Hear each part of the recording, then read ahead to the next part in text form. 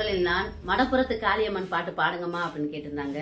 அம்மா தாயே மடப்புறத்து காளி உன் மகிமையே மகிமை. அம்மா மடப்புறத்து காளிய தம்பரம்மா, அம்மா மடப்புறத்து காளிய